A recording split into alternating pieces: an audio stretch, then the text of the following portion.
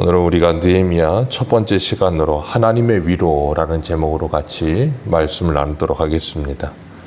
느헤미야의 이름의 뜻은 하나님의 위로하신다라는 뜻을 가지고 있죠. 여호와가 위로이시다.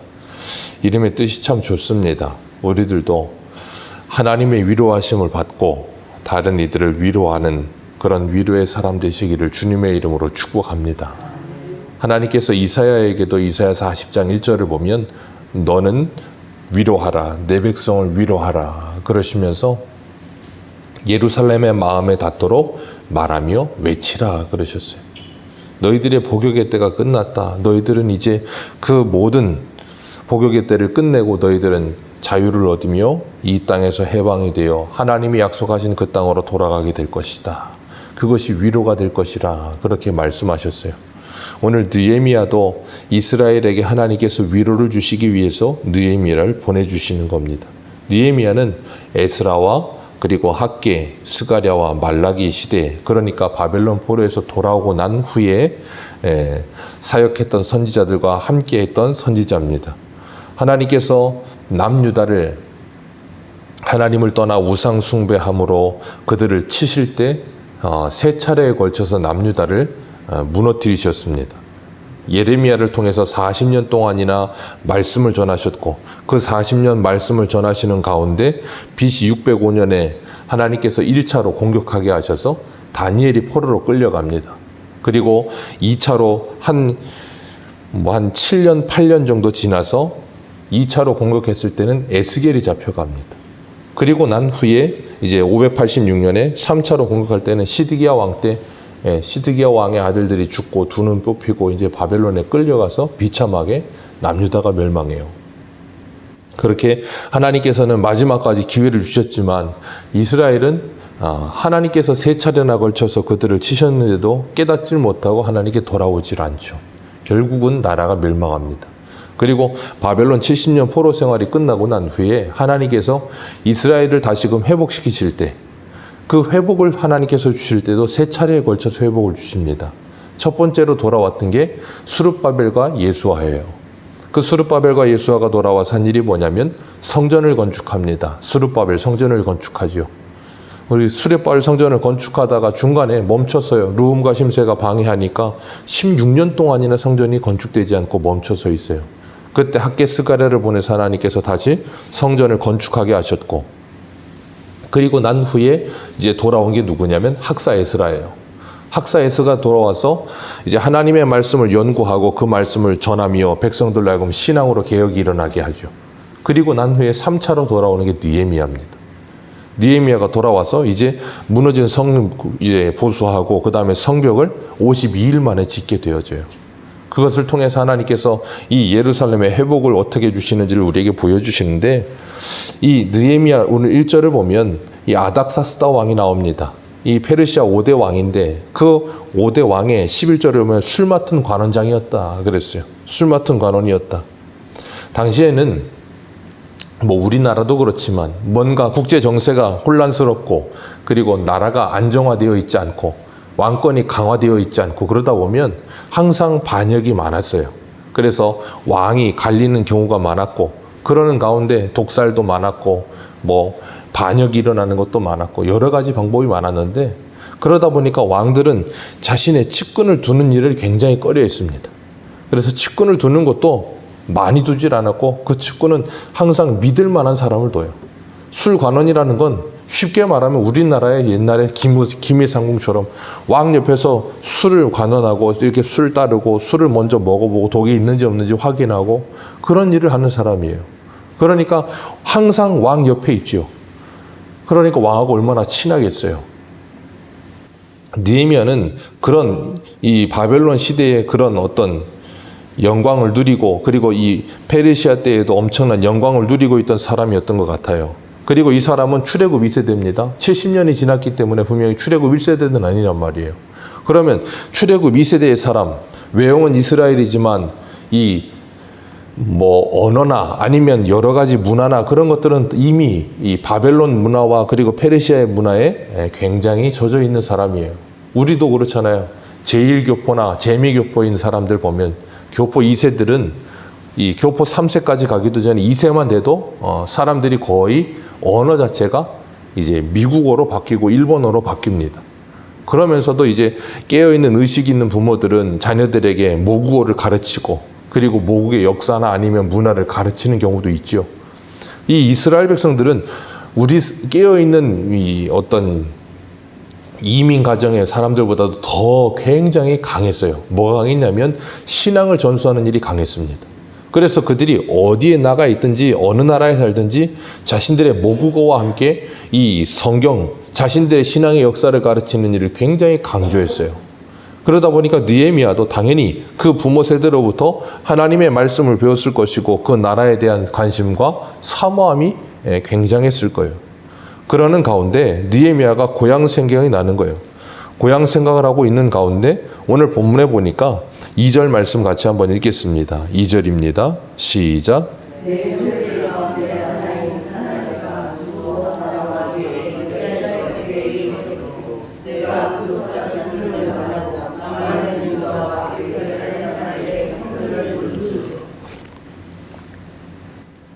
예루살렘에서 바벨론은 거리상으로 한 1000km 정도 떨어져 있습니다. 어마어마한 거리죠.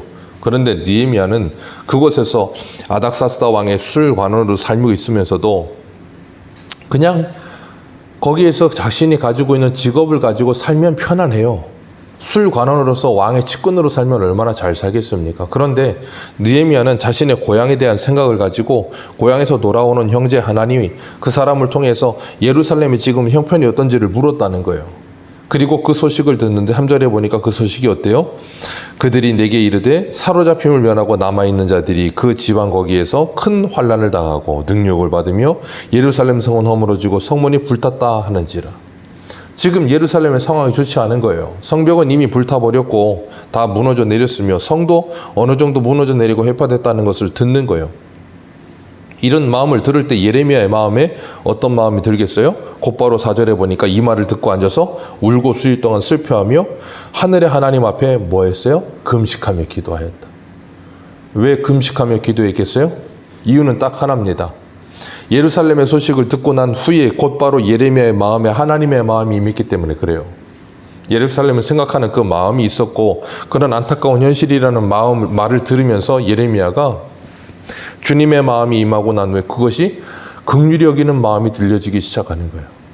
우리가 빌립보서 2장 13절에도 보면 너희 안에 행하시는 이는 하나님이시니 자기의 기쁘신 뜻을 두고 너희의 소원을 두고 행하게 하시느니라 그러셨어요. 하나님의 기쁘신 뜻이 뭐예요? 예루살렘의 회복입니다. 그 예루살렘의 회복에 대한 하나님의 기쁘신 뜻을 하나님께서 느헤미야에게 소원으로 두셨다는 거예요. 그리고 느헤미야는 그 소원을 품고 있었고 그 소식을 듣고 나서 보니까 그 소식을 듣고 너무나 안타까워서 그 예루살렘을 향해 기도하면서 금식할 정도로 기도하면서 하나님께 간절히 구했던 거예요.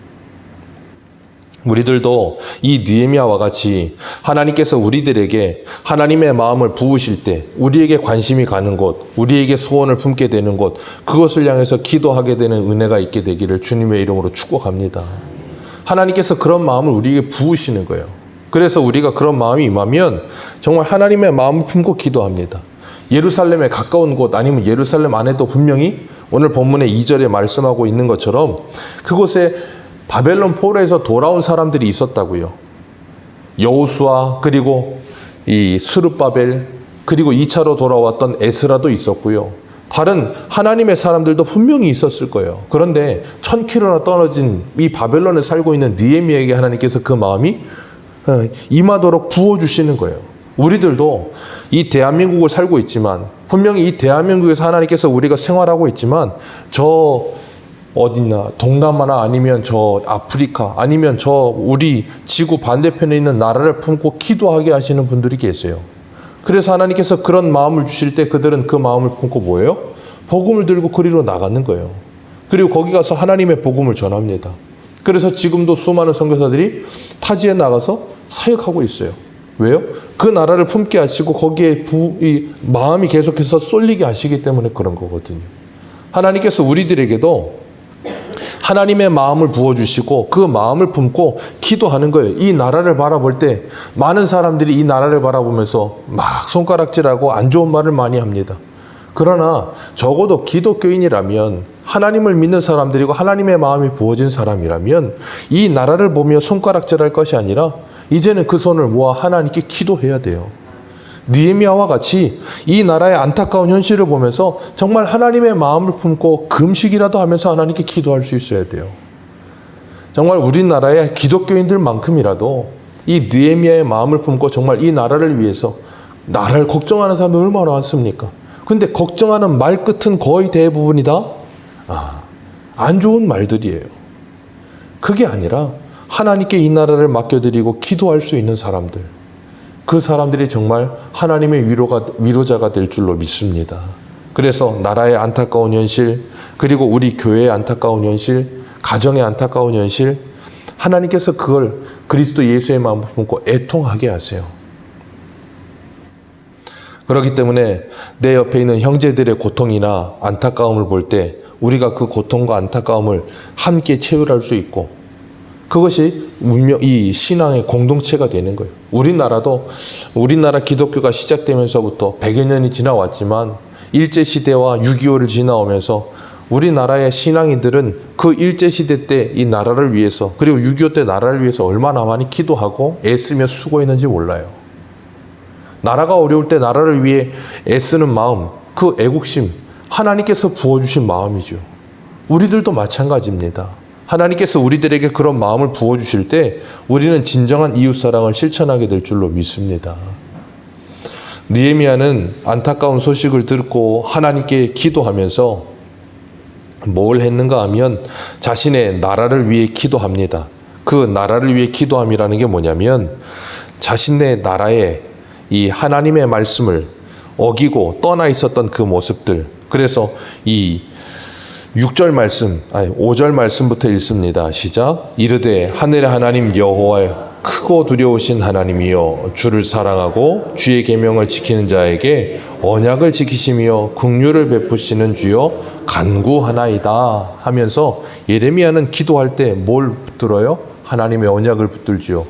그리고 6절에 뭐라 그래요? 이제 종이 주의 종들인 이스라엘 자손을 위하여 주야로 기도하오며 우리 이스라엘 자손이 주께 범죄한 죄들을 자복하오니 주는 귀를 기울이시며 눈을 여시사 종의 기도를 들으시옵소서. 나와 내 아버지의 집이 범죄하여.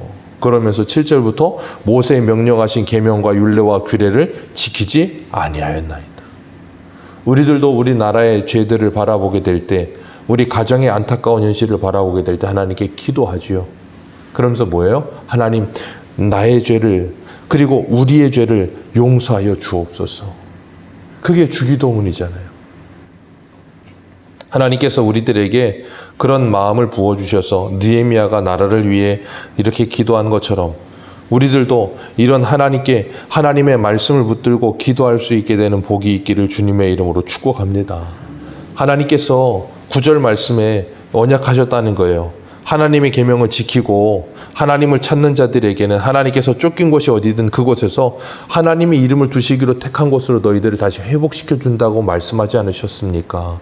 하나님, 우리들을 회복시켜 주옵소서. 느헤미야는 하나님께 하나님의 언약의 말씀을 붙들고 기도해요. 하나님, 이렇게 해주시겠다고 약속하셨으니 하나님, 그 약속을 이루어 주옵소서. 다니엘도 하나님께 죄를 뒤집어 쓰고 베옷을 입고 기도할 때 예레미야의 서책에 기록된 그 70년이 끝나면 너희들을 회복시키리라는 예레미야 29장의 말씀을 붙들고 뭐예요? 하나님께 기도하는 거예요. 오늘 우리들도 그렇습니다. 하나님께서 우리에게 주신 말씀을 붙들고 하나님께 기도하는 거예요. 느헤미야는 그 성벽이 무너졌다는 소식을 듣고 그것에 대한 갈급함과 간절함이 있었던 거예요. 분명히 예루살렘에도 그 성벽이 무너진 걸 보면서 안타까운 마음이 있었던 사람들이 있었을 거라고요. 그런데 느헤미야는 저 바벨론에서 그 소식을 듣자마자 그것에 대한 안타까움과 갈급함이 이 마음에 부어지기 시작하니까 기도를 하지 않을 수가 없는 거예요. 그리고 거기로 내가 가야겠다는 생각이 안 들 수가 없는 거예요. 마치 이사야에게 하나님께서 누가 우리를 위해 갈까 할 때 이사야가 내가 가겠습니다라고 고백하듯이 느헤미야가 지금 내가 가겠다고 말하고 있는 거예요. 우리들도 하나님께서 우리들에게 느헤미야와 같이 이 예루살렘의 성벽이 무너졌다는 소식이 그에게 확 와 닿듯이 우리들에게 분명히 우리 가정이나 교회, 이 나라에 어떤 안타까운 부분들이 우리에게 확 와 닿는 것들이 있을 거예요. 그게 그냥 우리에게 와 닿는 게 아니에요. 하나님께서 우리에게 그 일을 맡기시는 거예요. 그래서 우리가 교회에서 어떤 부족함이나 어떤 허물이나 어떤 연약함이 보일 때 그걸 우리에게 보게 하시고 우리에게 느끼게 하시는 것. 분명히 다 봅니다. 그런데 다른 사람들은 그걸 심각하게 생각 안 해. 근데 나는 그게 굉장히 심각해 보이는 거예요. 그건 나에게 그 문제를 가지고 기도하게 하시는 거예요. 기도하게 하시는 것뿐 아니라 나에게 그 일을 맡기시는 거예요.